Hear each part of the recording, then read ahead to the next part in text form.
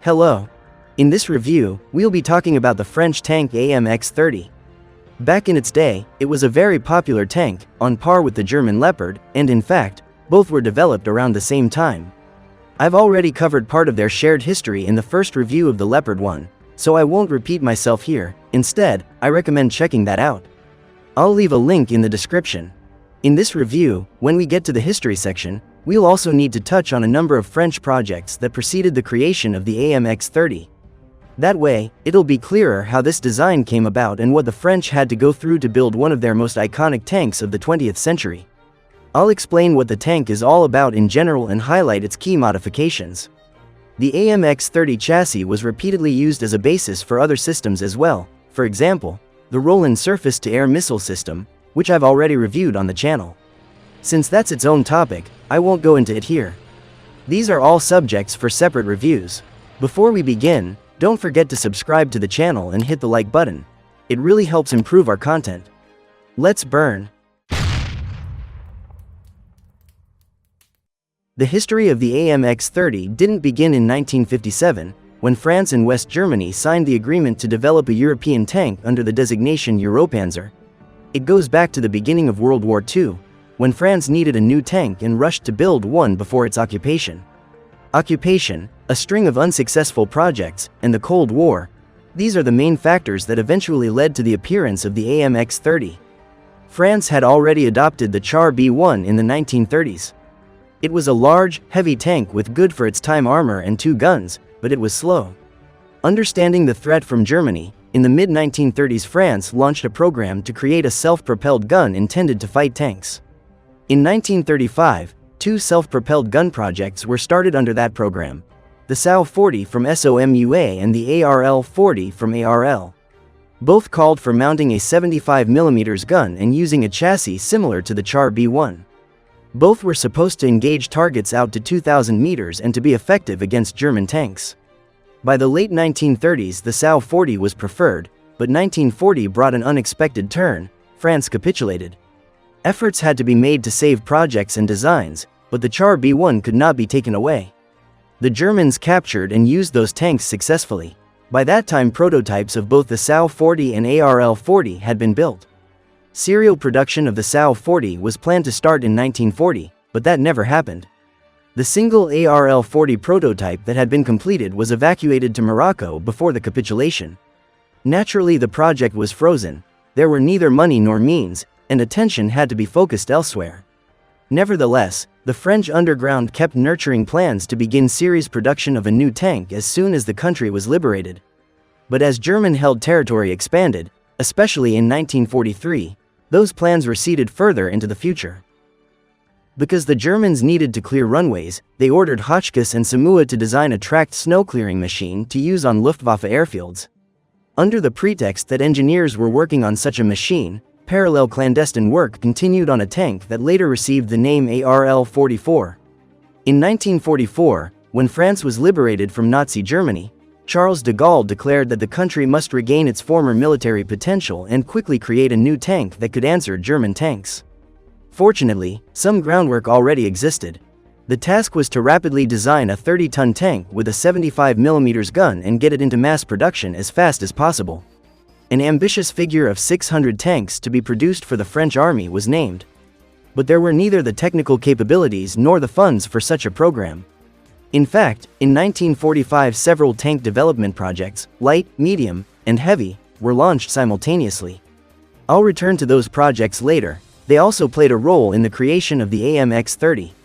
By December 1944, France wanted the first ARL-44 prototypes. The chassis was more or less settled.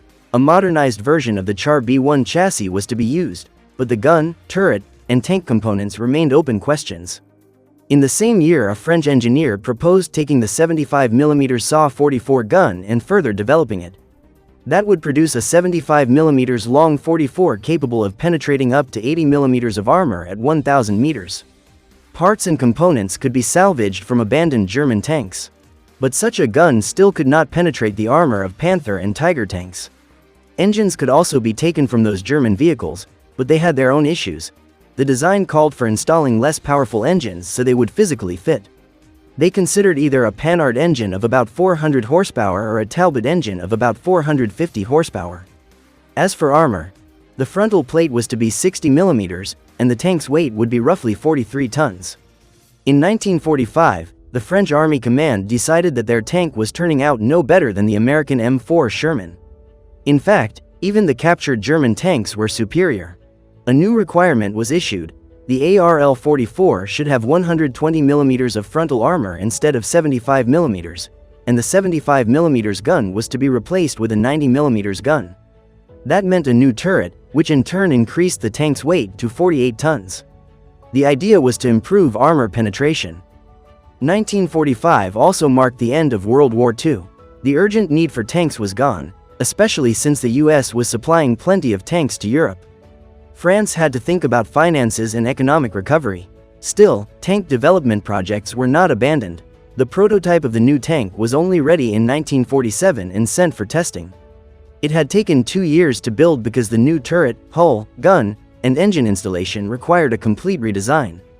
For economic reasons, the order was cut to just 60 units. Between 1949 and 1951, all of them were delivered.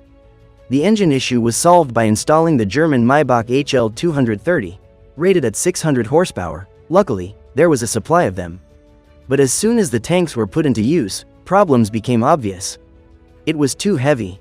The engine and transmission constantly broke down and needed repairs. The braking system was fragile and failed often. The tank was even forbidden to fire unnecessarily. By 1953, it was clear that the ARL-44 was too problematic, and it was gradually phased out in favor of American tanks.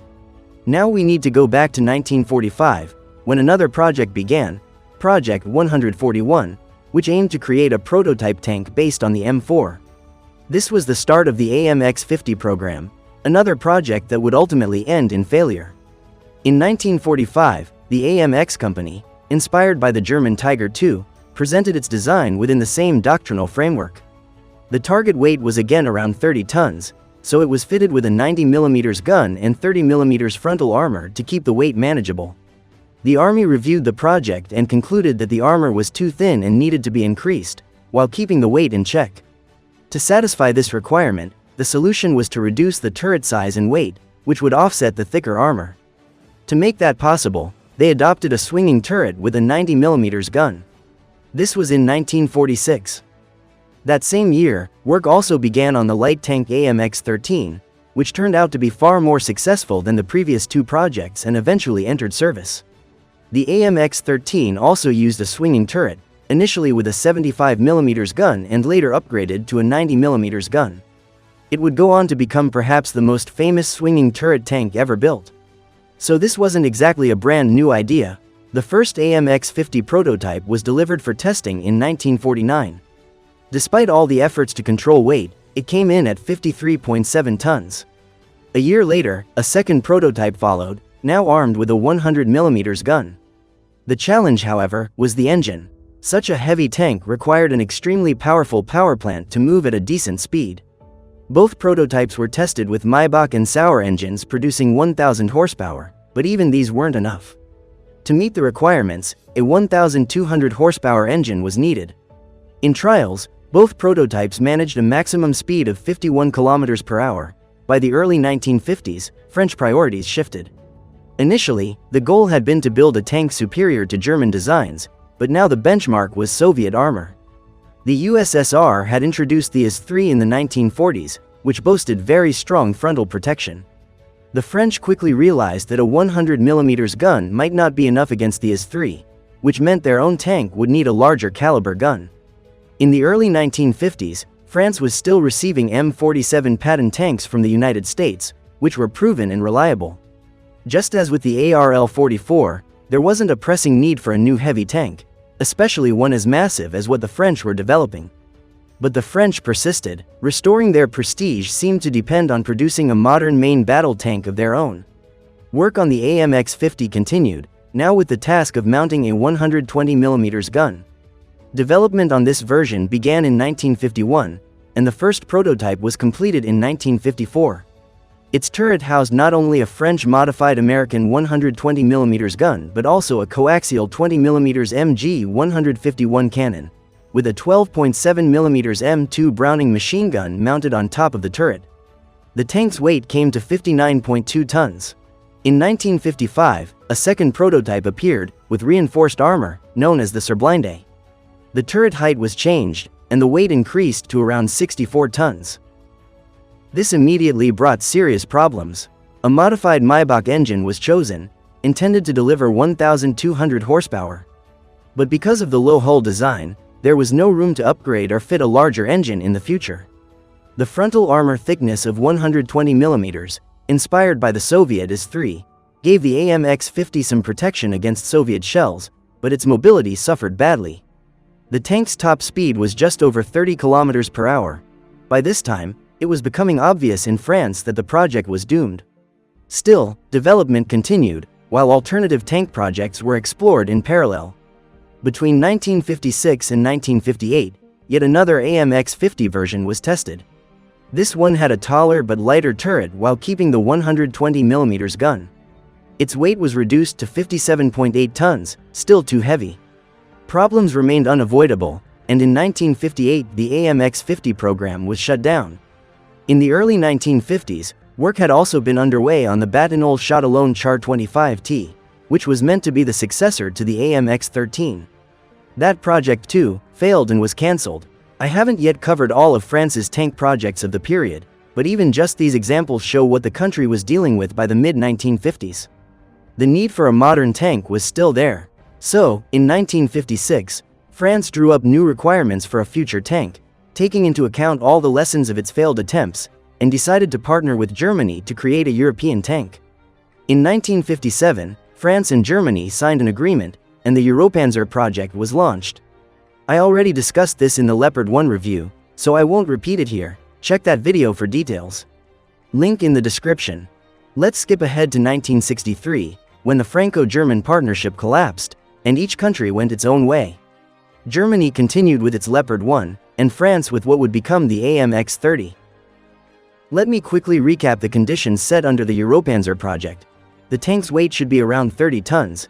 It should have a 900 horsepower engine, working out to 30 horsepower per ton, a range of 350 kilometers, and defined limits for height, length, and width. Armament was to be a 90mm gun, and protection only needed to withstand 20mm rounds from all directions. A disagreement arose over the main gun. Germany wanted to use the British Royal Ordnance L7, 105mm, while France insisted on its own 105mm rifled gun, the CN 105F1. The first two AMX-30 prototypes were ready by 1961. They were fitted with a SOFAM 12 GSD's gasoline engine producing 720 horsepower. While everyone knew the advantages of a diesel, France preferred gasoline engines for practical reasons. You could fuel them at any roadside gas station or even siphon from a civilian car. You might notice that the turret profile on the prototypes differed from the production models, looking very similar to that of the Soviet T-54. The French openly admitted that the AMX-30 prototype was in a way inspired by the Soviet design. By 1963, another 5 prototypes had been built, but with a new turret more characteristic of the AMX-30's final appearance. Up until the split in the joint project, the two tanks shared similar armor. On the first AMX-30 prototypes, frontal armor thickness was 50 mm. On later versions, when the turret was redesigned, the frontal armor was reinforced to 79 mm. The Leopard 1, by comparison, had 70 mm in the same area, and at the time many argued that the AMX-30 surpassed the Leopard 1 in protection. But as we all know, in the end most countries chose the German tank, not the French one. For the AMX-30, France abandoned the swinging turret in favor of a conventional one.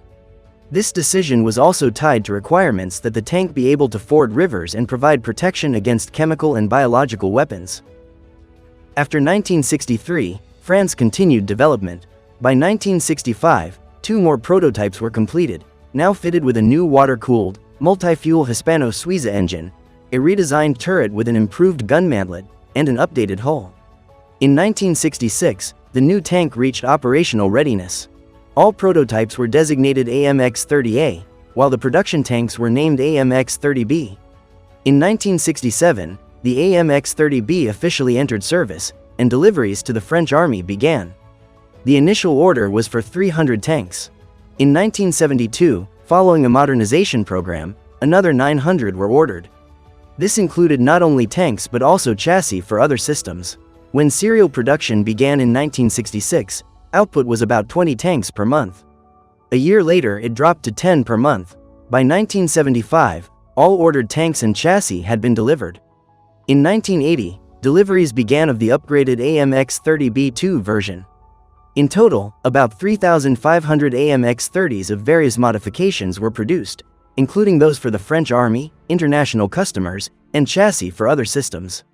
Out of these, 493 AMX-30B were later modernized to the B2 standard. The tank's main combat deployment took place during the Gulf War in 1990. But it was already clear by then that the AMX-30's armor was inadequate. Against Soviet-built T-72s, it had little to offer in terms of protection. Countries that operated the AMX-30 included France, Saudi Arabia, Cyprus, Greece, Venezuela, Spain, Nigeria, the United Arab Emirates, Chile, and Qatar. The AMX-30 was finally retired in 2011, replaced in French service by the Leclerc, which I've already reviewed on the channel, link in the description. That's the story of its development. Now, let's take a closer look at what the tank itself was all about. The AMX-30 has the following layout. At the front left sits the driver, with his own hatch and 3 periscopes. Behind him, in the center of the hull, is a fully welded, pear-shaped, or streamlined, turret with a rear overhang. The rear of the turret holds ammunition and several other components. Inside the turret, the commander and gunner are positioned to the right of the gun, while the loader is on the left. At the rear of the hull is the multi-fuel Hispano-Suiza HS-110 engine, rated at 680 horsepower. The tank carries up to 970 liters of fuel, giving it a range of 600 kilometers. Its dimensions are: hull length 6.59 meters, overall length with gun 9.48 meters, width 3.1 meters, and height 2.5 meters. The AMX-30 weighs 36 tons and can reach a top speed of 65 kilometers per hour. It is equipped with a mechanical AMX-5SD 200D transmission with 5 forward and 5 reverse gears. Each side has 5 rubber-tired road wheels with torsion bar suspension. Both the suspension and the transmission proved to be among the most unreliable components in service, requiring frequent repairs. Later versions improved these, along with the engine. On the turret's left side is the loader's hatch. The commander has a cupola equipped with 10 periscopes for all-around vision, as well as a day sight with 10 times magnification and an optical rangefinder. The gunner has 2 periscopes and a telescopic sight. Both commander and gunner could independently aim at and engage targets. An infrared searchlight was mounted on the turret for night operations. The upper glacis plate of the hull is sloped at 70 degrees, with 79 millimeters of armor. Side armor is 59 millimeters, while the rear has 30 millimeters. The top of the turret has armor 15 millimeters thick. The tank could ford water obstacles up to 1.3 meters deep without preparation, and up to 4 meters with preparation. This required sealing the hull and mounting a snorkel system. The AMX-30 is fitted with a 105mm rifled gun, the CN-105F1, which can engage targets out to a maximum range of about 5,000 meters. Its effective firing range is roughly 3,000 meters. It fires high-explosive anti-tank rounds, armor-piercing discarding sabot, high-explosive fragmentation and smoke rounds. It can also use the same ammunition types as the British L7 gun, and therefore the same rounds used on the Leopard 1. Armor penetration with an APDS round is about 120 millimeters. Why was there a dispute with the Germans over the gun choice? The French developed their own heat round, the Obus G, for the CN-105F1. At 1,500 meters it can penetrate roughly 400 millimeters of armor at a 90 degrees impact and about 150 millimeters at a 65 degrees obliquity. The ammunition load is 47 rounds, 19 stored in the turret and 28 in the hull to the driver's right. Loading is manual. On the left side of the turret, next to the loader, there is a special ejection port for spent cases. The turret rotates 360 degrees horizontally. Elevation is from -8 degrees to +20 degrees. On the early production guns, before the 1970s upgrade, the main gun was not stabilized in 2 axes, so accurate fire on the move was problematic. That was fixed in the 1970s when the gun was fitted with full stabilization. The gun was not fitted with a fume extractor or a muzzle brake, it is fitted with a thermal protective sleeve. On the left of the gun, early production AMX-30s carried a coaxial 12.7mm M2 Browning with 748 rounds. During the 1970s modernization, this was replaced by the 20mm Giat M693, also known as the CN-20F2, intended for engaging lightly armored targets. Its ammunition load is 480 rounds. Gun elevation for that installation is from -8 degrees to +40 degrees. The commander's cupola mounts a 7.62mm AA-52 machine gun with 2,080 rounds. Once the AMX-30 entered full service with the French Army, its shortcomings became apparent, especially compared with other, more reliable European tanks. That led to programs aimed at improving the vehicle. In 1972, the AMX-30 underwent its first modernization. The gun was stabilized in 2 planes, allowing it to fire effectively on the move, and the Browning machine gun was replaced with a 20mm cannon. In 1979, a deeper upgrade program was launched for the AMX-30B, and by 1980 the improved AMX-30B2 entered service. It featured an upgraded Hispano-Suiza HS-110-2 engine rated at 680 horsepower, though some sources put it closer to 720 horsepower, the same figure sometimes attributed to the earlier version. A new semi-automatic SESMENC 200 transmission was fitted. The fire control system was overhauled with the COTACAPXM 508, an APXM 550 laser rangefinder, a Thomson CSF Div 13 ATV camera, and a Castor thermal sight. The suspension and brakes were improved, and the gun mantlet was strengthened. A new armor-piercing fin-stabilized discarding sabot round with a tungsten core, capable of penetrating 150mm of armor, was introduced with the B2. With all these upgrades, the tank's weight rose to 37.5 tons. Its NBC protection system was also enhanced. In the early 1990s, the AMX-30B2 Brennus appeared, fitted with explosive reactive armor. A total of 112 BSG-2 era modules were mounted at a 60 degrees angle on the hull front and turret, providing protection equivalent to 400mm of armor against heat rounds. It also carried the LIR-30 infrared searchlight and Galax smoke grenade launchers. The era added about 1.7 tons, bringing the total weight to 39.2 tons. The final modernization stage came in 1998. The troublesome Hispano-Suiza engine, which had plagued the tank throughout its service, was finally replaced by an American Mach E9 diesel engine producing 700 horsepower. This power pack remained in use until the AMX-30's retirement in 2011. Despite its long and complicated history, the AMX-30 is remembered as a solid project, one that allowed Europeans not only to resume tank building after World War II but also to set a benchmark for future designs that could remain competitive, especially during the Cold War era. Well, that was the story of the AMX-30. I hope this video was interesting and informative for you. Don't forget to subscribe to the channel and hit a like button. That's all from me, wishing you clear skies. Goodbye.